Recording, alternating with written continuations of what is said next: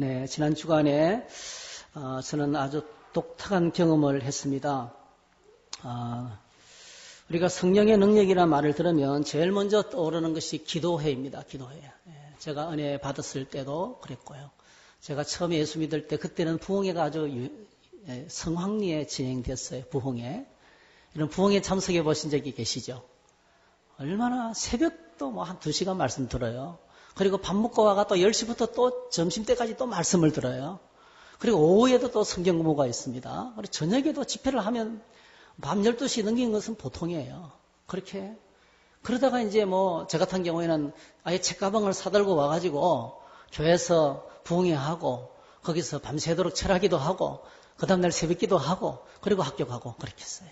이제 그렇게 부흥회를 생각하면 말씀을 듣고 그리고 찬송을 따갑게 부르고 그리고 통성기도 하고 제 경우에는 그러면서도 방언도 터지고 하나님께서 치유도 해주시고 정말 내 몸을 고쳐주시고 그리고 정말 회개하고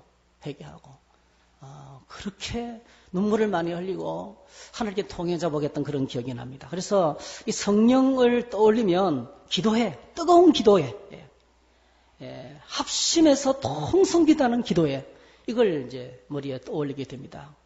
근데 지난 주간에 목요일, 금요일 이틀 동안에 미국의 TMCC 선교회를 하고 계신 우리 시몽스 목사님 연세가 80이세요. 80.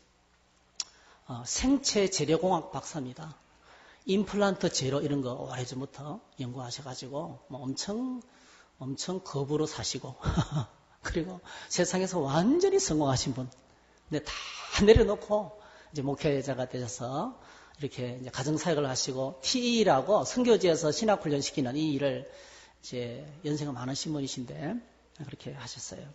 정말 제목이 이제 부부 생활 세미나를 했는데요. 6가정이 To Becoming One 이렇게 둘이 하나 되어 하는 이 주제로 이 부부 세미나를 했습니다. 책도 나와 있고 또 계속 세미나가 진행 중에 있는 세미나인데요.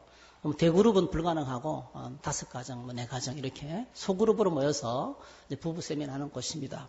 연세도 많으시고 그리고 또 그냥 8주 가정을 이틀 만에 하려고 하니까 정말 밥 먹는 시간 빼놓고는 계속 공부했어요. 시작할 때 잠시 기도하고 마칠 때 기도는 그 교재에 나오는 기도문을 읽고 짧게 1분도 안 되는 기도문을 읽는 것으로 끝내고 합심 통성 기도는 한 적이 없어요. 그런데 이 과정을 진행하면서 놀라운 성령의 역사가 나타났습니다. 죄가 보이고 회개하는 역사가 나타나고 그리고 성경적인 부부 생활에 대한 진리가 깨달아지고 그리고 가정의 상황을 생각하면 절망스러운데 여러분의 가정은 어떻습니까 모르겠는데 우리 모였던 사역자들의 가정은 다 절망스럽더라고요. 다 절망스럽더라고요.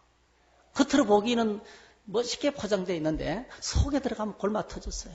소리를 지르고 때려치우고 싶은 그런 절망적인 상황에서 소망이 생기고 하나님께서 그동안에 있었던 상처를 치료하시고 진리로 말미암아 자유케 되고 그러니까 굉장히 조용하게 진행됐는데 강력한 역사가 우리 안에 일어나서 저희들이 다 통회하고 회복이 되는 그런 은혜를 경험하게 되었습니다. 결론적으로 말씀드리면 이렇게 이대로 계속 살아야 하나 가정의 위기 가운데 모였는데 우리가 필요해서 모였거든요. 필요해서. 근데 조용하게 강력하게 역사하시는 성령의 큰 은혜를 경험하게 되었습니다. 그 강사님이 80세이신 시몽소 목사님이신데요. 그분의 간증을 그분이 어떻게 했습니까? 됐는지 잠시 한번 좀 들어보시면 되겠어요. 뒤에 가능해요? 안 돼요? 됩니까? 네, 잠깐만요.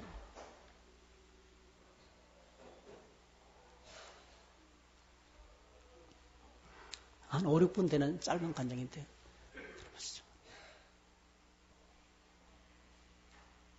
목사님은 언제 이렇게 신앙생활을 시작하시게 되셨는지 궁금해요. 제가요. 목사님은 언제 이렇게 신앙생활을 시작하시게 되셨는지 궁금해요. 제가요. 이 1967년도에 미국 유학을 왔습니다. 67년도요? 네, 50년 전에. 제가 태어나는데. 50년 전. 네. 그때는 한국 사람이 거의 없고, 네. 제가 유타주로 유학을 갔더니, 유타주 전체에 한국 사람이 100명 정도인데 80명의 유학생이 있었어요. 가끔 LA 나가서 한국 사람 길 지나가는 건 그렇게 반가울 수가 없었는데, 네. 예, 그런 호랭이 담배 먹던 시절에 왜 왔는가?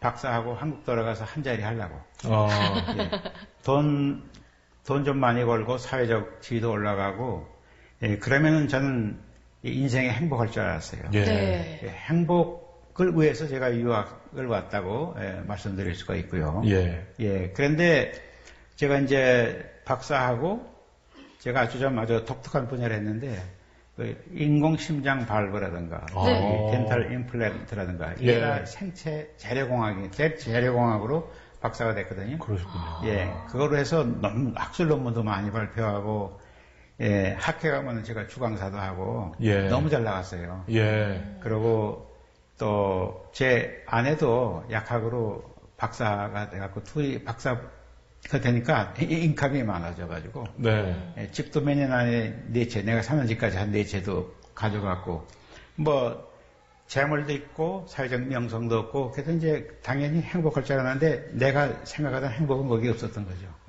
예, 그때부터 이제, 예, 방황을 하기 시작하고, 예, 좀 창피한 얘기지만, 뭐, 술도 많이 먹고, 왜냐면, 술 안 먹으면은 괴로워요. 세상이 흑백 사진으로 보이고, 술 좀 먹으면 총천연색으로. 예.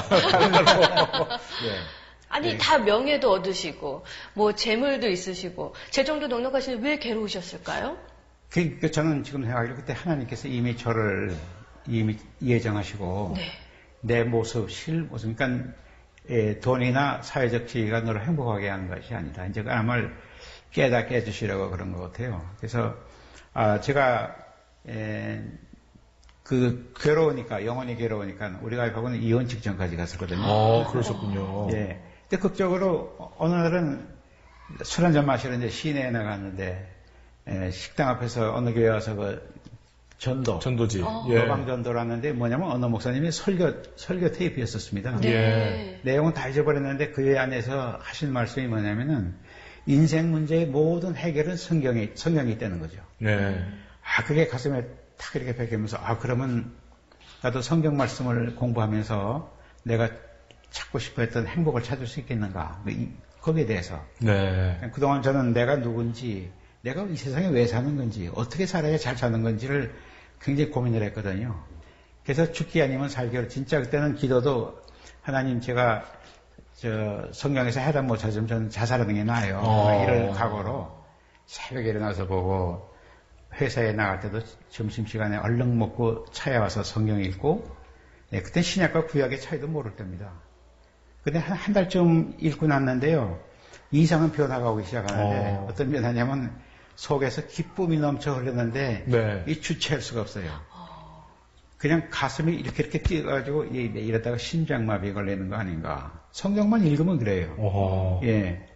그래갖고 그때는 아직 담배를 필 때니까 가슴을 진정시켜서 나가서 담배 한 대 피고 마음을 편안해서 두드려서 읽고. 예. 근데 그게 잠시 있는 현상이 아니고 계속적으로 그렇게 성경이 꿀맛같이 있다는 것을 전 기쁨이 넘치고 마음의 평강이 있고 진짜 행복을 거기서 성경에서 찾아다. 그러니까 저는 뭐 간증할 수 있는 것이 이 인생 진짜 행복하게 살기를 원하면은 돈 많이 벌고 명예를 얻고 그게 아니고 그 진짜 행복은 이 그리스도 안에 있다는 거. 이거 제가 얼마든지 그 간증하고 다닐 수가 있습니다. 예. 예, 그래서 그게 이제 계기가 돼가지고 신앙생활을 하게 됐죠.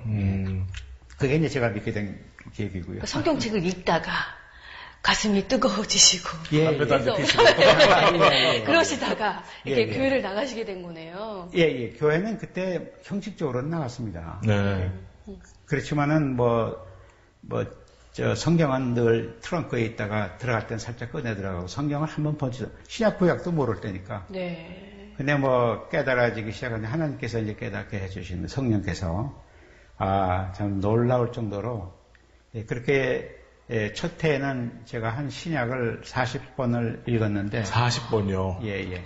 제가 갖고 있는 성경책에 내가 어디다 빨간 줄 쳤지 그게 다 머릿속에 기억이 나.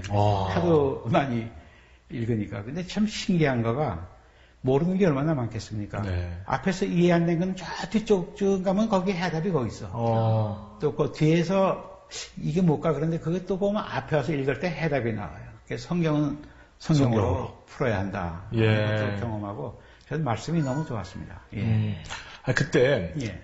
사모님도 신앙생활을 안 하셨던, 그러니까 교회는 형식적으로 다니셨지만 네네. 믿음은 그렇게 뜨겁지 않으셨을 때 뜨겁고 아니고 없었어요. 그냥 우리 양쪽 집안이 다 기독교하고는 관계없는 집안이고요. 예. 우리 아내는 이대를 나왔지만은 신앙생활은 그냥 채플 정도 나가는 거지만 예. 예수가 누군지는 몰랐죠. 근데 우리 목사님께서 그렇게 막 성경을 읽으시고 기뻐하시고 그럴 때 좀 옆에서 좀 이상한 눈으로 안 보시던가요? 그러니까는 이상하잖아요. 예. 옛날에는 내가 삶이 변하는데 저게 몇 시에 나갈까?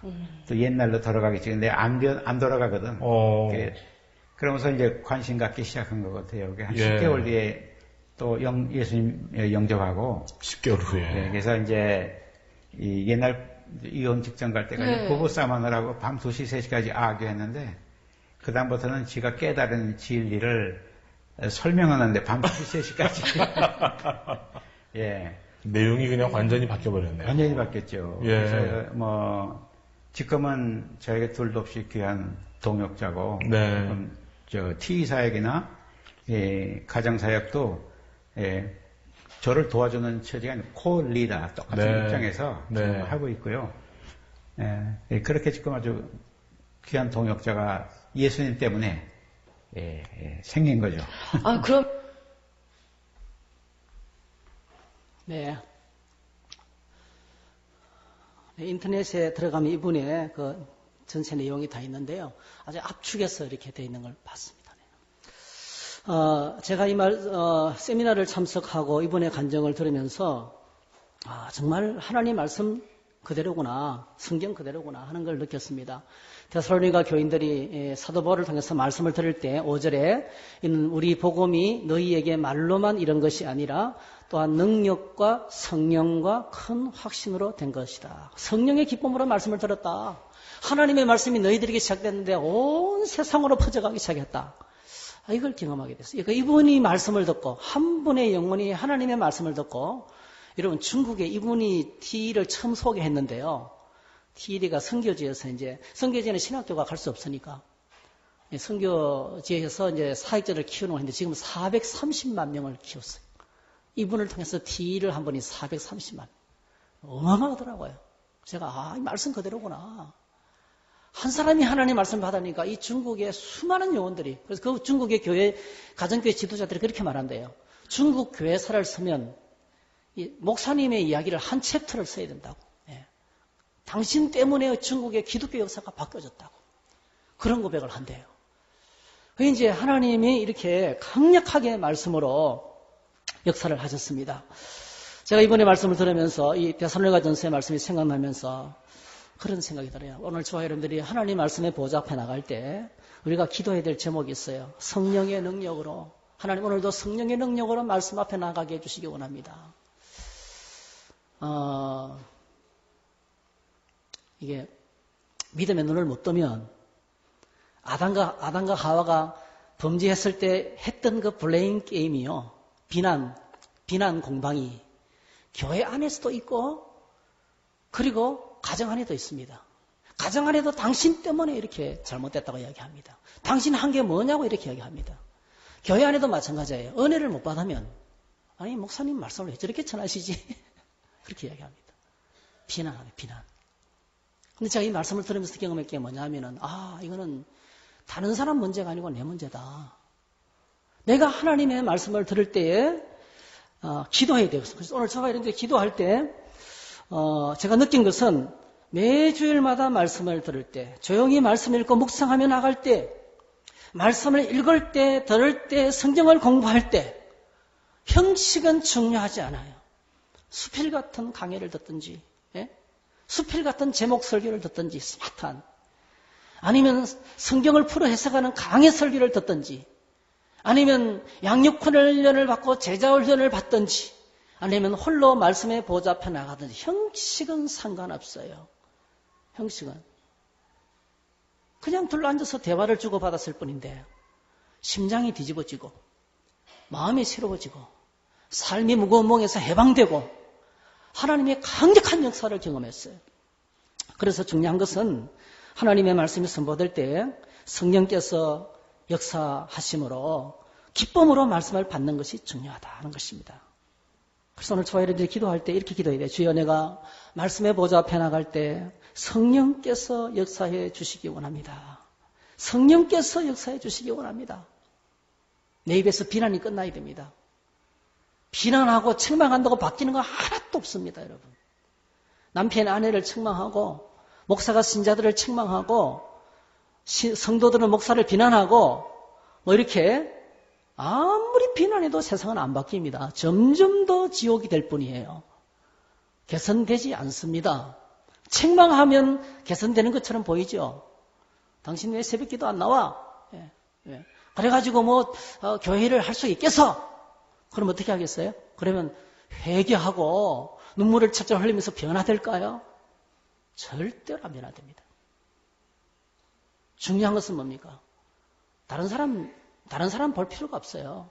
내가 하나님 보좌 앞에 나가서 주여 나를 성령으로 변화시켜 주시기 원합니다. 나를 발견해 보는 것입니다.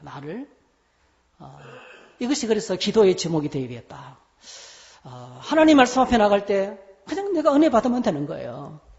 다른 사람을 가르치려고 말할 필요도 없습니다. 내가 은혜 받고 행복해지면 됩니다.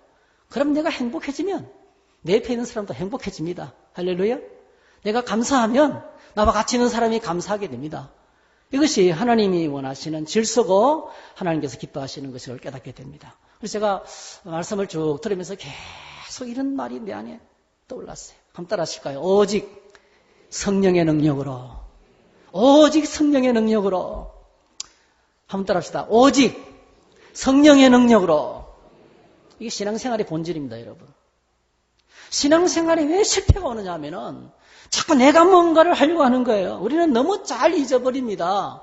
신앙생활은 제가 이렇게 말씀을 읽고 신앙생활을 해보니까요. 내 힘으로 할 수 있는 것이 하나도 없더라고요. 신앙생활은 내가 하는 게 아닙니다. 성령께서 하시는 것입니다. 내 능력, 내 의지, 내 지식, 내 힘으로 할 수 있다고 착각해요. 그래서 내가 뭔가를 하려고 합니다. 신앙생활의 승리의 비결은 내가 하는 것이 아니라 하나님이 하시는 것입니다. 따라할까요? 하나님이 하십니다. 성령께서 하십니다. 그게 신앙생활입니다. 로마서 8장 5절에 보니까 육신에 있는 자들은 하나님을 기쁘시게 할 수 없다. 육신으로는 하나님을 섬기는 것이 불가능하다는 거예요. 만일 너희 속에 하나님의 영이 거하시면 육신에 있지 않고 영에 있나니 누군지 그리스도의 영이시면 그리스도의 영이 없으면 그리스도의 사람이 아니다. 11절 예수를 죽은 자 가운데서 살리신 이의 영이 너희 안에 거하시면 예수를 죽은 자 가운데서 살리신 이가 너희 안에 거하시는 그의 영으로 말미암아 너희 죽을 몸도 살리라 했어요. 우리의 삶의 문제를 해결하는 능력이 성령이 있다는 거죠. 그 성령 어떤 분이십니까? 예수님을 죽음에서 살리신 영이라는 거예요. 할렐루야. 성령의 능력이 우리를 살리고 믿음으로 살게 하는 능력이라는 것입니다. 그래서 승리의 비결은 나에게 있지 않습니다. 실패의 원인이 뭐냐면 육신으로 가지고 살려고 해서 그렇습니다. 육신대로 살기 때문에 실패하는 겁니다. 내 속에 있는 육체의 디자이어, 육신의 소망을 따라가기 때문에 실패하는 것입니다. 육신의 소욕을 따라 살기 때문에 실패합니다. 육신, 내성품과 맞서 싸워서 이길 수 있는 것은 오직 성령밖에 없습니다. 그래서 여러분 로마서 8장에 승리의 노래를 부르죠. 누가 우리를 그리스도의 사랑에서 끊으리요? 환난이나 공고나 박해나 기근이나 적신이나 위험이나 칼이라. 그러나 이 모든 일에 우리를 사랑하시는 이로 말미암아 우리가 넉넉히 이기느니라. 내가 확신하노니 사망이나 생명이나 천사들이나 권세자들이나 현재 일이나 장래 일이나 능력이나 높음이나 깊음이나 다른 어떤 피조물이라도 우리를 우리 주 그리스도 예수 안에 있는 하나님의 사랑에서 끊을 수 없으리라. 여러분 승리의 노래를 부르게 되기를 축복합니다. 삶의 현장에서 우리가 얼마나 맨날 실패하고 좌절하고 여러분 우리 안에 갈등이 없습니까? 신앙생활에 갈등이 없습니까? 많습니다. 여러분 내 속에도 갈등이 있고요. 셀 안에도 갈등이 있고요. 그냥 포장됐을 뿐이죠. 없는 것처럼 보일 뿐이죠. 부글부글 끓어오릅니다. 국가 안의 정치 세계에도 여당과 여당에 계속 갈등이 있고요. 국가 간에도 갈등이 끝이 없고요. 폭발 직전입니다, 여러분. 그냥 어떻게 강건히 은혜로 지금 버티고 있을 뿐이에요. 내 안에 분노와 갈등이 가득 차 있습니다. 인류의 역사 가운데 분노와 갈등이 가득 차 있습니다. 과학은 발달하고 온갖 좋은 이론은 나오지만은요, 사람들의 삶은 변화되지 않습니다. 여전히 그대로입니다. 이대로 계속 살아야 되나. 그래서 염세주의가 이해가 돼요. 차라리 사는 것보다 죽는 게 낫다. 저는 염세주의가 이해가 돼요. 눈을 제대로 뜨고 정신을 차리고 상황을 파악하면 세상은 더 이상 나아지지 않습니다. 점점 더 나빠집니다. 살아야 가치가 없어요, 이 세상에.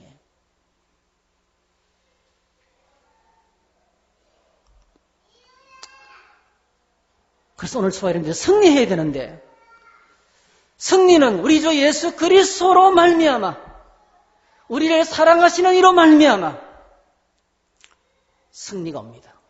예수 그리스도께서 십자가와 부활로 죄와 사망을 이겼습니다. 부활하시고 성천하시고 우리에게 성령을 보내주셨습니다. 이 땅에 성령이 오신 것도 예수님의 십자가 부활의 승리의 결과로 오셨어요. 그래서 여러분, 승리의 비결을 여러분 꼭 마음속에 새겨놓으시기 바랍니다. 어떻게 하면 승리할 수 있을까? 첫 번째가 매우 중요합니다. 따라합시다. 승리의 비결은 나에게 있지 않다. 이것부터 알아요. 내 자신을 부인해야 돼요. 내가 뭔가를 할 수 있다는 생각을 버려야 됩니다. 내가 독하게 나오면 저 아내가 바뀔 것이다. 내가 무섭게 나가면, 내가 인식하게 나가면 저 거지도 삶을 바꾸고 새로워질 것이다. 천만의 말씀이요. 나도 내 자신을 못 바꾸는 존재인데 어떻게 우리가 다른 사람을 바꿀 수가 있겠습니까? 다른 사람을 조정하고 바꾸려는 시도를 내려놓으셔야 돼요. 이것만 해도 이런 평화가 시작됩니다. 할렐루야. 다른 사람을 조정하고 비난하고 책망하고 분석하고 그리고 평가하고 정죄하는 것 스탑해야 돼요.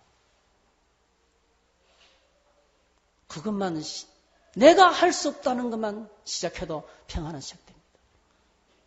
그 다음에 두 번째로 우리가 눈을 들어봐야 될 것이 예수 그리스도께서 십자가에서 승리하셨습니다. 할렐루야. 주님이 이기셨어요.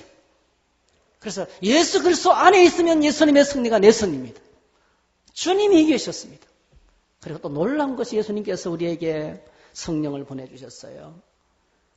승리하신 예수님께서 우리에게 성령을 보내주셔서 성령의 능력을 통해서 계속 승리의 삶을 살 수 있도록 우리에게 은혜를 주셨습니다.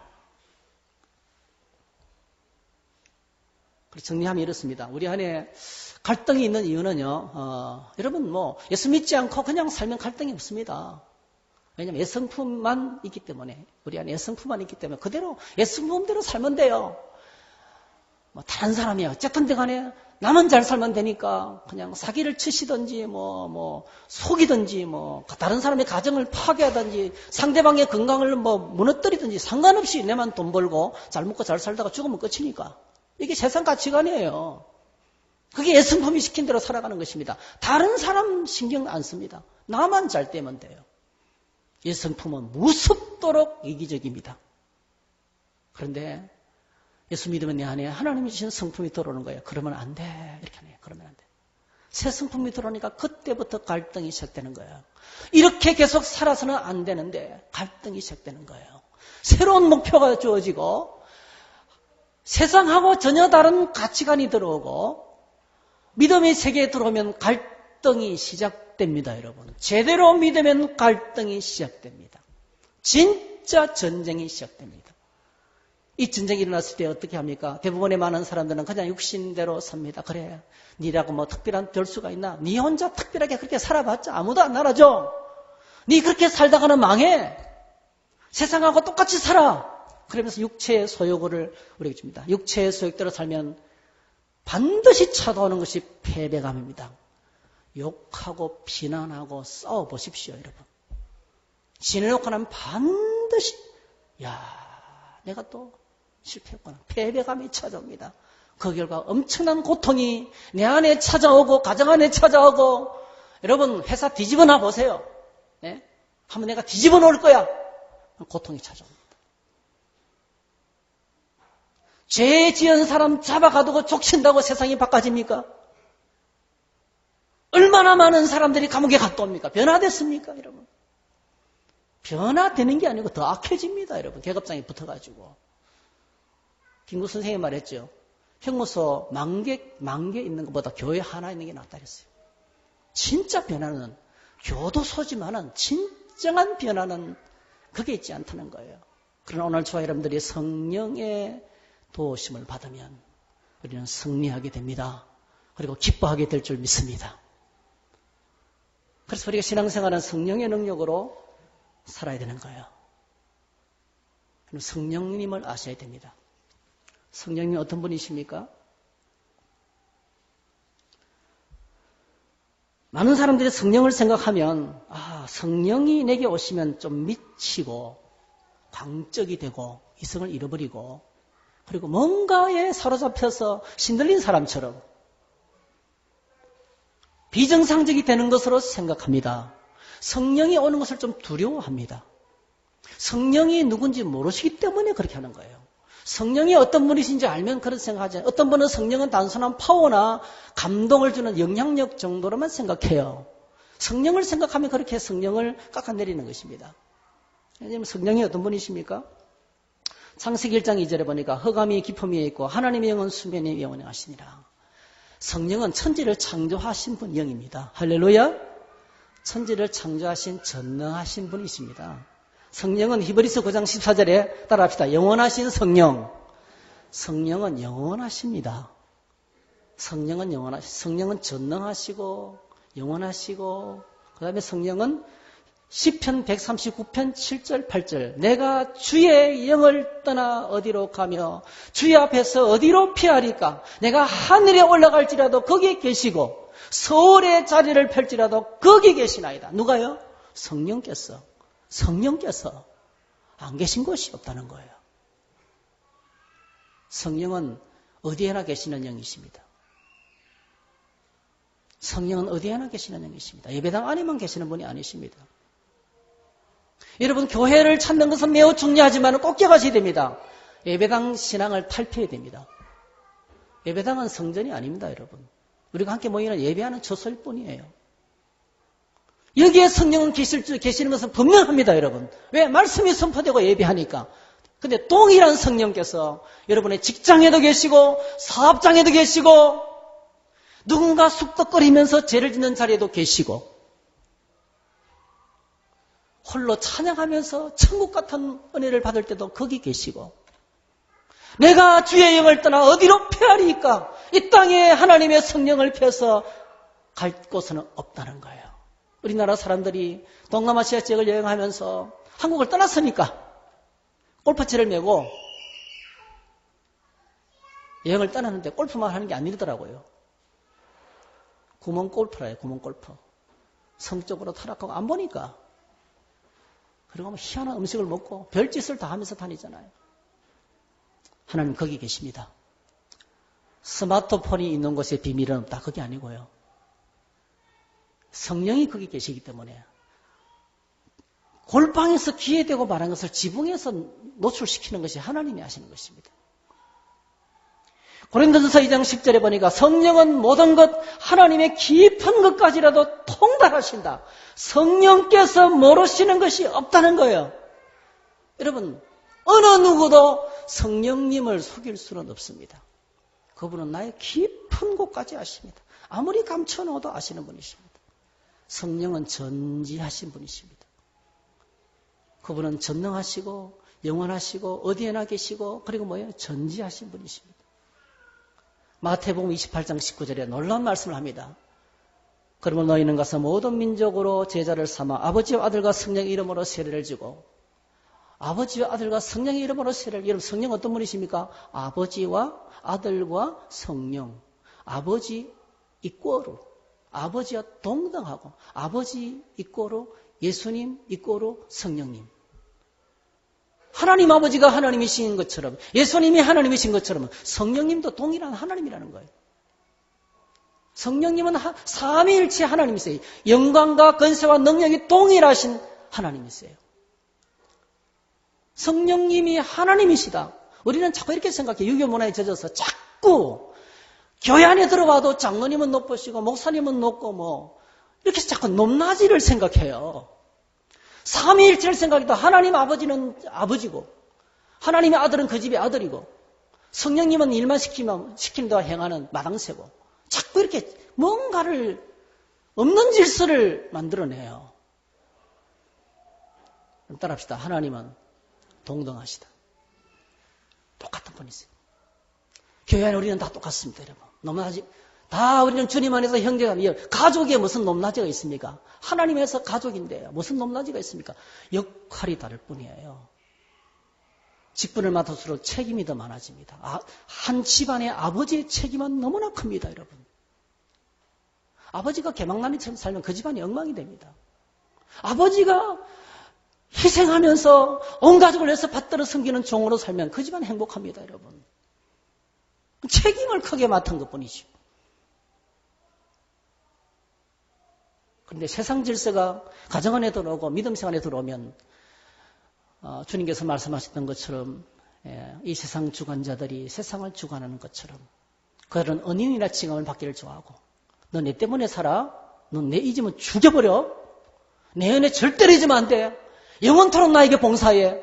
호통하고 주무르고 자기 마음대로 하기를 원합니다. 이게 세상 통치자들입니다. 세상 통치자들. 나에게 반대하면 죽어. 이렇게.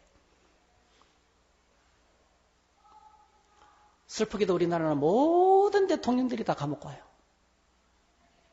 자기가 정권을 잡으면 그 다음 사람을 다 잡아 가둬요.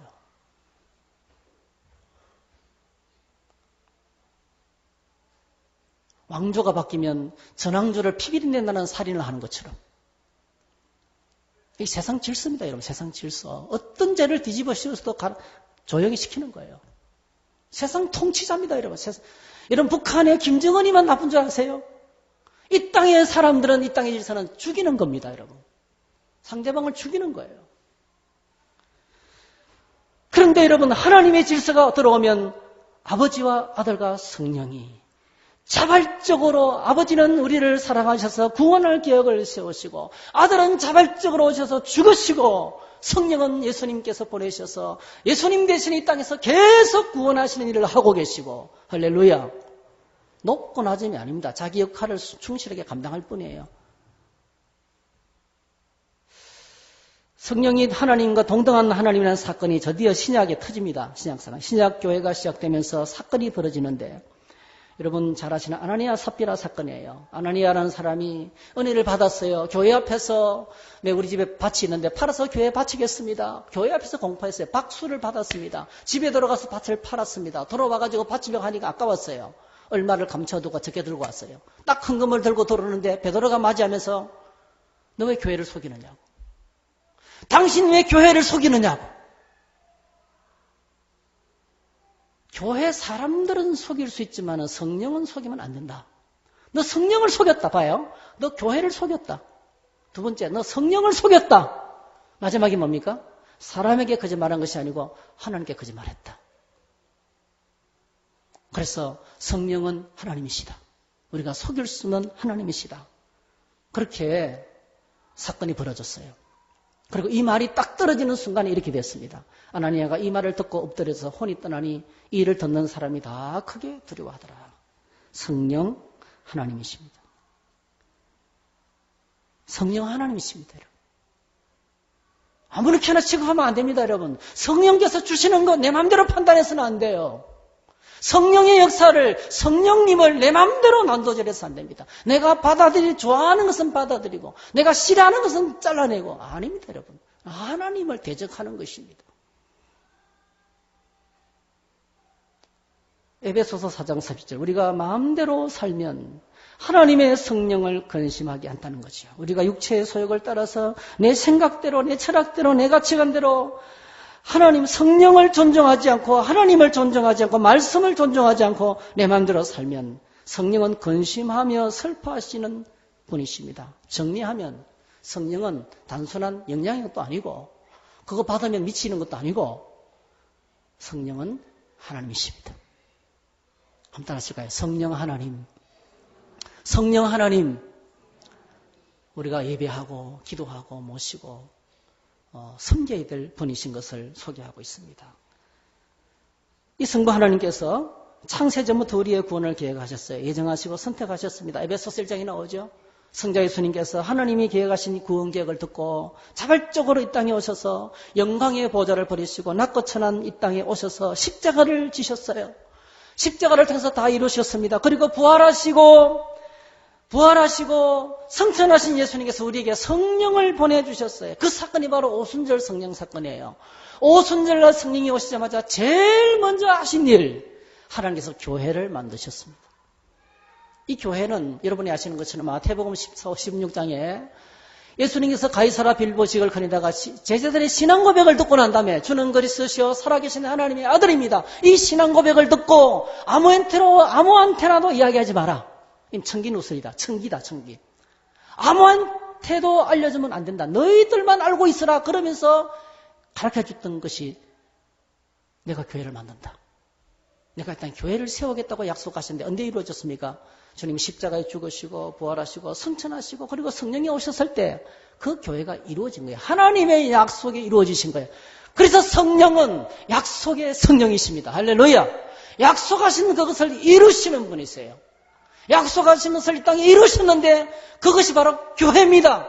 오늘 저와 여러분들이 하나님의 교회 안에 있습니다.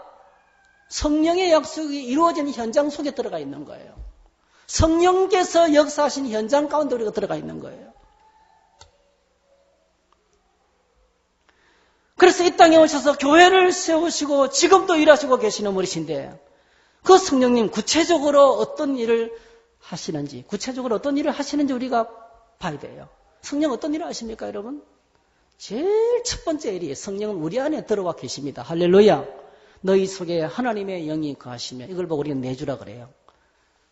성령은요, 여러분 저 멀리 계셔서 나를 돕는 게 아닙니다. 꼭 기억하셔야 돼요. 성령님은 가까이 하기에는 너무 먼 당신이 아니에요. 그분은 내 안에 들어와 계셔서 나를 도우시는 분이십니다. 할렐루야. 성령 내 안에 들어와 계십니다. 어떤 사람 안에 들어와 계십니까? 예수 그리스도를 모신 분 안에 들어와 계시는 것입니다. 두 번째로 성령은 로마서 8장 16절에 우리가 하나님의 자녀인 것을 증거합니다. 너가 하나님의 아들이야. 너는 하나님의 아들이야. 확신을 주고 너는 하나님의 아들답게 살아야 돼. 계속 우리를 증거합니다. 성령의 강력한 역사 증거합니다. 그분 스스로가 증거합니다. 내가 하는 게 아니에요. 내가 하나님의 아들이야. 나 예배드리고 기도 잘하고 전도하고 가르치고 설교하고 그러므로 나는 하나님의 아들이 아닙니다. 여러분. 성령께서 우리가 하나님 백성인 것을 그냥 증거하는 거예요. 할렐루야. 여러분 누가 뭐라 그래도 여러분은 하나님의 아들 딸입니다. 하나님 지키실 줄 믿습니다. 성령은 우리에게 오직 성령이 임하시면 저희가 권능을 받고 능력을 주십니다. 권세와 능력을 주십니다. 권세와 능력을 주십니다, 여러분. 기도 열심히 한 권사님. 술 처먹고, 죄송합니다. 술귀신이 돼가지고 인간구실을 못하는 청년에게 그냥 어느 날 아무 생각이 없었어요. 그냥 화가 나가지고 한마디 했어요. 이 더러운 술귀신아 떠나가라 이렇게 했어요. 그 자리에서 떠나갔습니다. 그 자리에서 회복됐습니다. 권능을 주십니다. 툭 말을 던졌는데 사람이 바뀌어요. 할렐루야. 그런 일이 내게는 일어나지 않는다고 믿지 마시기 바랍니다. 성령이 임하면 능력이 나타납니다. 성령이 임하면 누구라도 하나님의 도구가 될 수 있습니다. 초등학교도 나오지 않은 권사님이신데 글자도 거의 읽는 권사님이신데 늘 깨우고 기도하니까 하나님의 권능을 주시는, 오늘도 성령은 권능을 주실 줄로 믿습니다. 고린도전서 12장 3절에서 11절, 고린도전서 12장 성령께서 우리에게 여러 가지 다양한 은사들을 주십니다. 지식의 말씀, 믿음의 말씀, 믿음의 은사, 병 고치는 은사, 능력, 행함, 예언, 영분별, 각종 방언들, 이런 것들이 바로 뭐라고 했어요? 우리 안에 성령이 계시다는 것을 나타내는 것이다. 성령을 나타내는 것이다. 이런 것이 뭐라고 했어요? 하나님께서 우리에게 나누어 주시는 은사다, 능력이다. 우리가 하나님의 사역을 감당할 수 있도록 성령은 계속해서 우리에게 능력을 주십니다. 오늘도 주실 줄 믿습니다. 우리가 구하면 성령은 은사를 주시는 분이십니다. 하나님 나에게 신유의 능력을 주시기 원합니다. 나도 그래서 떵떵거리며 잘난 듯이 신앙생활을 하고 싶습니다. 안 줍니다. 그러면 하나님 주변에 너무 고통당하는 사람이 있습니다. 이분 좀 나았으면 좋겠습니다. 긍휼히 여겨주시기 원합니다. 나에게 은사를 주시면 치료하겠습니다. 주님을 섬기겠습니다. 주님의 영광을 드러내시기를 원합니다. 그렇게 뜨거운 눈물을 흘리면서 기도하면 은사를 안 받아도 치유해 주십니다. 할렐루야. 우리 안에 근본적인 동기가 중요하다는 거예요. 누굴 위해서 구하느냐는 겁니다. 뭘 위해서 은사를 구하느냐는 겁니다. 여러분 부귀영화를 뭘 위해서 구합니까? 성령은 보혜사가 되시는데 우리에게 오셔서 그가 오시면 죄에 대해서 의에 대해서 심판에 대해서 세상을, 이거 정확하게 말하면 사람들을 책망한다는 겁니다. 성령 오셔서 죄를 깨닫게 합니다. 내가 무엇을 잘못했는지 깨닫게 하십니다. 여러분 성경을 펼칠 때마다 하나님이 책망하시는 것을 들을 수 있기를 축복합니다. 참 놀라운 게요. 사람이 책망하면 화가 나는데 하나님께서 깨닫게 해주시니까 감사하더라고요. 참 달라요. 이상하게. 우리도 아는 거예요. 상대방이 누군지 아는 거예요. 그러면 책망, 당신이나 잘하시오. 이렇게. 내 안에 그런 마음이 있는. 그런데 그럼에도 불구하고 우리는 너무 귀한 충고를 해주셔서 감사합니다. 그런 태도를 해야 되죠. 근데 실제로 그렇습니까? 속에서 네가 한번 해봐라. 네가 한번 해봐라. 예.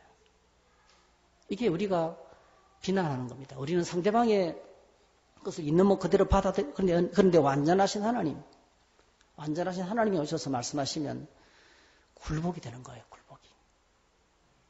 너 가정생활 잘못하고 있다. 하나님 저에게 말씀하시는 거예요. 너 가정생활 잘못하고 있다. 네가 완전히 사기꾼이고 네가 완전히 도둑놈이야. 그래서 내가 받아들여지는 거예요. 얼마나 옳은지 몰라요. 내가 얼마나 잘못했는지 몰라요. 여러분 앞에서 말씀 전하니까 뭐 잘할 것 같죠? 제 아내가 그러더라고요. 강사가 이야기하니까 그거 우리 목사님 설교도 한 거예요. 근데 자기는 안 해요. 여러분 그거예요. 하나님이 말씀하셔야 비로소 수긍이 되고 받아들여지는 거예요. 책망하게 하는 것, 죄를 깨닫게 되는 것, 얼마나 큰 은혜인지. 근데 누가 하시는 겁니까? 하나님, 성령께서 하시는 거예요. 성령께서 하시는 것입니다. 하나 빠진데 사도행전 10장에 보니까 베드로가 그 환상에 대하여 생각할 때 성령께서 그에게 말씀하시되 두려워하지 말고 따라가라.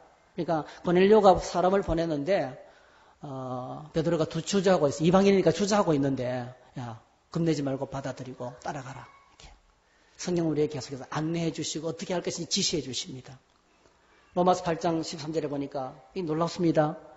같이 한번 읽으십시다. 시작. 너희가 육신대로 살면 반드시 죽을 것이로되 영으로서 몸의 행실을 죽이면 살리니 무릇 하나님의 영으로 인도함을 받는 사람은 곧 하나님의 아들이라. 영으로서 성령으로서만이 몸의 행실을 죽인다. 이게 뭐냐면요. 우리 안에 나쁜 습관, 나쁜 행실, 각종 중독, 오락 중독, 마약 중독, 그리고 무너지고 파괴된 질서 끊어버리고 싶죠. 담배 끊어버리고 싶고 술 끊어버리고 싶죠. 근데 안 됩니다. 내 능력으로 안 됩니다.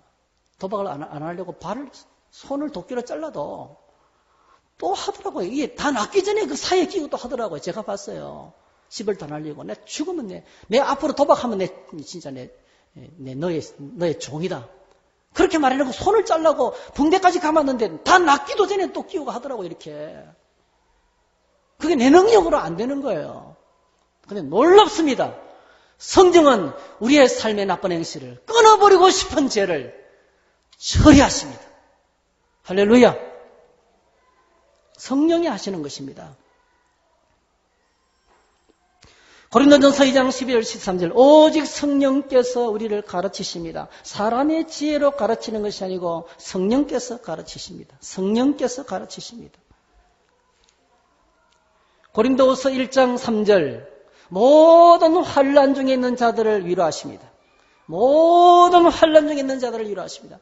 성령은 우리를 위로합니다. 사람의 위로는 너무 리미트입니다. 너무 제한적입니다. 누군가 나에게서 말하면 야 울지 마라. 다 그래. 그럼 속에서 어떤 머리가 쳐든지 아세요? 네가 한번 당해봐라. 네가 이런 일을 당하면 너는 죽을 거다.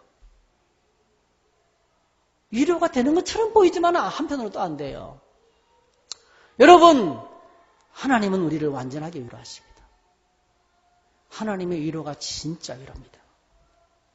말씀의 보좌 앞에 나아가 성령께서 위로하시면 우리를 그렇게 완전하게 위로하십니다. 에베소서 5장 18절 오직 성령으로 충만하면 우리 인생에 노래가 울려 퍼지기 시작합니다. 시와 찬송과 신령한 노래들로 화답하며 찬송하며 괴로운 인생길에 노래가 울려 퍼집니다.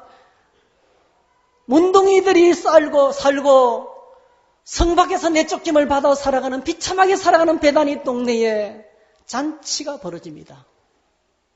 잔치가 벌어집니다. 가보의 외아들이 죽어서 온 동네가 슬퍼서 통곡하며 장례식을 하러 가는데 주님이 거기에 찾아오시고 역사하시면 장례식 행렬이 바뀌어서 잔치가 됩니다. 죽은 아들이 살아나고 회복됩니다. 할렐루야. 성령이 오직 성령으로 충만하면 인생의 노래가 울려 퍼지기. 여러분의 가정 안에 노래가 울려 퍼지기를 축복합니다. 여러분의 직장에 신나는 직장이 되기를 축복합니다. 누가 하는 것입니까? 성령께서 하시는 것입니다. 무슨 일을 만나도 감사하게 되고 예배가 회복되고 하나님을 향한 감사가 회복되고 그리고 가정 안의 질서가 회복됩니다. 그리스도를 정의함으로 피차 복종하라. 서로가 서로를 섬깁니다. 서로가 서로를 섬기면서 가정 안의 질서가 회복됩니다. 공동체 안의 질서가 회복됩니다. 여러분 저에게는 이렇게 성령 충만한 공동체가 되시기를 축복합니다. 디도서 3장 4절 6절 중생의 씻음과 성령으로 새롭게 하셨다. 성령은 우리를 새롭게 하십니다. 정리하면 이렇습니다. 성령이 어떤 일을 하십니까? 내주하시고 우리 안에 들어와 계시고 확신을 주시고 권능을 주시고 능력과 은사를 주시고 죄를 깨닫게 하시고 저 사람 받아들일지 맞아야 될지 지시하시고 안내해 주시고 우리 행실을 고쳐주시고 죽은 행실과 습관을 고쳐주시고 지혜와 능력을 주셔서 분별력을 주시고 위로하시고 노래를 주시고 질서를 회복시키고 그리고 우리 인생을 새롭게 합니다. 할렐루야. 이것이 성령께서 하시는 것입니다. 어떤 분이라고요? 이렇게 우리를 도와주시는 분이십니다. 성령님은 우리를 도와주시는 분이십니다. 세상 모든 종교들은 자기 신에게 헌신할 것을 요구하지만 하나님은 오셔서 우리 인생을 도와주시는 분이십니다. 우리가 예배의 자리로 나가고 믿음의 자리로 나가면 왜 믿음을 가져야 돼? 왜 양육 훈련을 받고 왜 말씀 앞에 나와서 믿음이 성숙해야 됩니까? 믿음이 성숙하고 성장할수록 더 많은 도움을 받을 수 있습니다. 그 성경을 위해서 시간을 투자하고 제자 훈련에 시간을 투자하고 여러분 낭비가 아닙니다. 하나님의 엄청난 도우심을 받기 위해서 하나님의 엄청난 은혜를 받고 도우심을 받는 자리로 나아가는 자리인 것입니다. 그래서 우리가 어떻게 이 도움을 받으면 어떻게 해야 되겠습니까? 마지막입니다. 이 마지막에 두 구절 여러분 꼭 기억했으면 좋겠습니다. 요한일서 1장 3절에 우리와 너희가 우리로 사귐이 있다. 우리의 사귐은 아버지와 그의 아들과 예수 그리스도와 더불어 하는 사귐이다. 우리의 사귐은 우리의 사귐으로 끝나는 것이 아니고 하나님과 사귀는 것이다. 하나님과 사귀는 것이다. 그 다음에 갈라디아서 5장 16절 성령을 따라 행하라. 이 두 가지. 여러분 두 가지 단어를 기억하세요.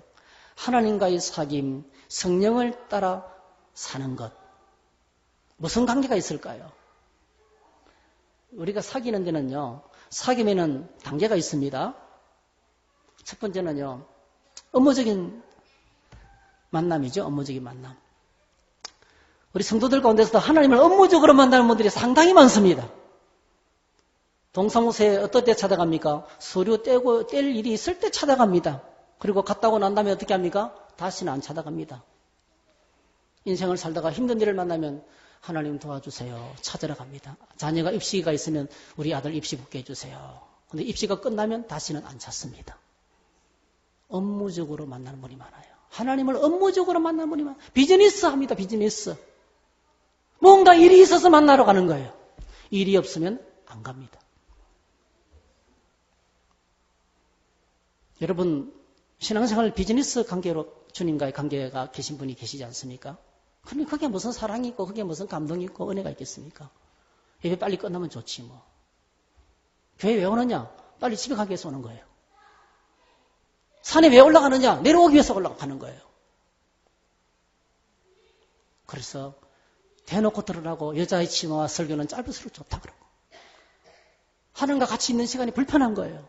왜? 빨리 일은 빨리 끝낼수록 좋으니까. 회의는 빨리 할수록 좋으니까. 두 번째 친구 관계가 있습니다. 믿음이 성숙하면 하나님과 친구가 됩니다. 하나님과 친구가 됩니다. 믿음이 성숙하면 여러분 양육 훈련을 받고 제자 훈련을 받고 어성경을 공부하고 계속 믿음의 세계, 말씀의 세계 속에서 믿음이 성숙하면 관계가 점점 더 깊어져서 친구 관계가 됩니다. 그러면 친구 어떻게 만납니까? 어떤 때는 일부러 시간을 내어서라도 친구를 찾아가서 밤을 지새우면서 시간을 함께 보냅니다. 할 말이 왜 그렇게 많은지. 비밀스러운 것까지 이야기합니다. 아내하고 나누지 않은 것들, 남편하고 나누지 않은 것도 이야기합니다. 친구 관계, 참 좋은 관계 같습니다. 그런데 더 깊은 관계가 있어요. 그게 뭘까요? 사랑의 관계죠.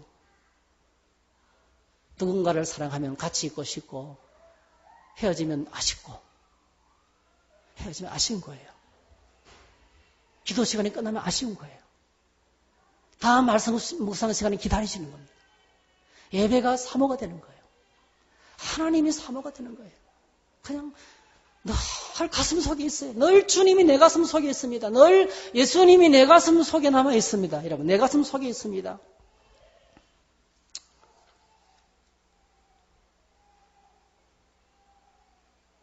그가 내 안에 내가 저 안에. 술라미 여인의 고백처럼 나는 그에게 속했고 그는 내게 속했다. 이 사랑의 관계 속에 들어가면 그렇게 되는 거예요. 예수님께서 너희가 내 안에 거하고 내 말이 너희 안에 거하면 이거 어떤 관계입니까? 단순한 친구 관계, 함께 사는 관계입니다, 여러분. 너무 좋은 거예요. 같이 살면서 가슴 뛰는 관계. 우리 가정이 이렇게 회복되어야 됩니다. 그렇죠? 우리 가정이 가족들을 만나면 같이 있는 시간이 좋아야 됩니다. 눈치만 실실 살피고 또 무슨 내게 비난이나 하지 않을까 꼬리만 내리고 그런 거 아니죠. 사랑의 관계. 신앙생활도 이런 사랑의 관계입니다. 여러분 놀랍게도 이런 관계 속에 들어가면 하나님의 성령을 부어주십니다. 할렐루야. 하나님의 성령을 한량없이 부어주십니다. 그래서 그것이 바로 성령 충만입니다. 내가 그 안에 내가 그 속에 풍덩 빠져 사는 거예요. 성령 충만은 그래서 사랑 충만입니다. 성령 충만은 이상한 소리 지르고 뭐 그런 게 아닙니다. 성령 충만은 광적이 되는 게 아닙니다. 성령 충만하면 하나님의 사랑 가운데 빠져 삽니다. 기쁨이 충만합니다. 평안이 몰려옵니다. 이것이 성령 충만이에요. 성령 안에서 우리가 하는 아주 중요한 것, 하나님의 음성을 듣습니다. 사랑의 그분의 말씀이 나를 향한 사랑의 메시지입니다. 그리고 그 음성을 즐거워하면서 기쁨으로 살아갑니다. 영원토록 그를 즐거워하는 것입니다. 그것이 바로 뭐죠? 성령을 따라 사는 것입니다. 그래서 진정한 하나님과의 사귐은 성령을 따라 살아갈 때 가능합니다. 사랑하는 성도 여러분, 오늘 우리가 이렇게 주님 안에서 성령의 도우심 가운데서 기쁨이 충만하고 행복이 충만하고 감격스럽고 내 삶이 변화되고 그런 은혜가 넘치는 삶을 살기를 주의 이름으로 축복합니다. 성령은 예수의 영입니다. 예수님이 계신 곳에는 반드시 성령이 계십니다. 그런데 여러분, 예수님이 계시지 않은 곳에는 성령은 안 옵니다. 오실 수가 없습니다. 아무리 교회 와서 예배드려도, 여러분 아무리 내 인생 바꿔보고 싶다 그래도 하나도 성령님의 도움을 받고 싶은데, 그러나 불신하면 주님을 모시지 않는 곳에는 안 오십니다. 그래서 성령의 도움을 받기 위해서는 반드시 우리가 먼저 해야 될 일이 있습니다. 예수님을 모셔야 됩니다. 여러분 예수님을, 예수 그리스도를 여러분 마음에 모시기를 축복합니다. 믿고 세례 받으셔야 돼요. 인간적인 생각을 다 내려놓으셔야 됩니다. 양육 훈련만 들어오셔야 돼요. 자꾸 체면 가지고 그렇게 하지 마시고 그냥 겸손하게 이런 것 저런 것 따지지 마세요. 양육 훈련은 여러분이 주님을 잘 모실 수 있도록 도와주는 과정입니다. 두 번째로 그 성령의 도우심 속에서 계속 살아가기를 갈망해야 됩니다. 한번 따라 하실까요? 성령이시여 나를 도와주시옵소서. 예. 오늘 이것이 우리의 기도가 되어야 됩니다. 성령이시여 나를 도와주시옵소서. 성령 안에서 깊은 사귐을 가지고 성령으로 기도하고 성령으로 말씀 듣고 성령으로 예배하고 성령으로 사업하고 성령의 도우심으로 하나님의 도움을 받고 성령의 도우심으로 문제를 처리하고 성령의 도우심 가운데 살면 직장도 가정도 교회 생활도 행복이 넘치는 공동체가 됩니다. 그것이 바로 성령이 하시는 것입니다. 축복합니다. 성령의 능력으로 살아가시기를 축복합니다. 할렐루야! 일어나셔서 함께 찬양합니다.